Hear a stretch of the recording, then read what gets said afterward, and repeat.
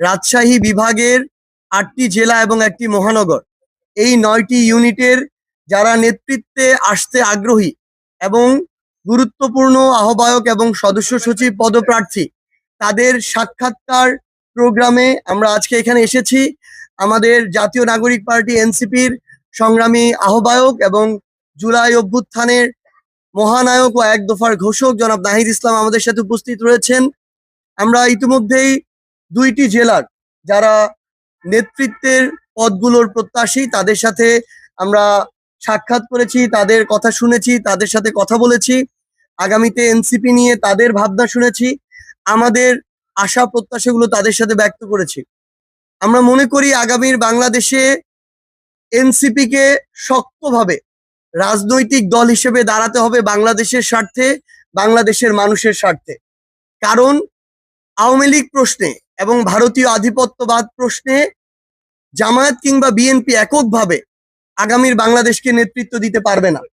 এই জায়গায় এনসিপির এবং তরুণ প্রজন্মের গুরুত্বপূর্ণ অংশগ্রহণ আবশ্যক। আমরা এটাও মনে করি দুর্নীতি, চাঁদাবাজি সহ সকল অপকর্মের বিরুদ্ধে বাংলাদেশের মানুষের যে জন আকাঙ্ক্ষা, সেই জন আকাঙ্ক্ষার বিরুদ্ধেও এই তরুণ প্রজন্মের নেতৃত্বে যে রাজনৈতিক দল এনসিপি ছাড়া ওই দুর্নীতি এবং চাঁদাবাজির বিরুদ্ধেও যে আগামীর যে লড়াই, সেই লড়াইয়ে জামাত এবং বিএনপি এককভাবে নেতৃত্ব দিতে পারবে না। পাশাপাশি এতদিন ধরে আমরা দেখে এসেছি কিন্তু যে বিগত সময়ে বিএনপি কখনো তাদের জায়গা থেকে এককভাবে বাংলাদেশে রাজনৈতিক দল হিসেবে, সরকারি দল হিসেবে জনগণের প্রতিনিধিত্ব করেনি। আবার জামায়াতও বৃহৎ একটা জনগোষ্ঠীর প্রতিনিধিত্ব কখনোই সংসদে করেনি। সেই জায়গায় আগামীর বাংলাদেশের সংসদের স্থিতিশীলতা এবং সকল ধরনের অপশক্তির সাথে লড়াইয়ের জন্য আগামীর সংসদে এনসিপির এবং তরুণ প্রজন্মের বড় সংখ্যক একটা প্রতিনিধিত্ব আমরা আবশ্যক মনে করি।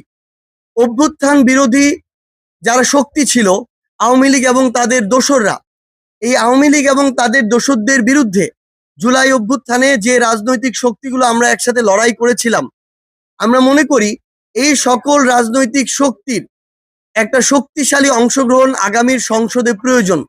আগামীর সংসদে যে কোনো রাজনৈতিক দল যদি এককভাবে সরকার গঠন করে এবং পরিচালনা করে, আমরা মনে করি ওই সরকার সংসদ বেশি দিন চালাতে পারবে না এবং ওই সংসদ বেশি দিন টিকবে না। সেই জায়গা থেকে এনসিপি মনে করে তাদের শক্তিশালী যে ভিত্তি, যেটি সাংগঠনিক ভিত্তি, এই ভিত্তিটি সবার আগে শক্তিশালী করা প্রয়োজন। সেই লক্ষ্যে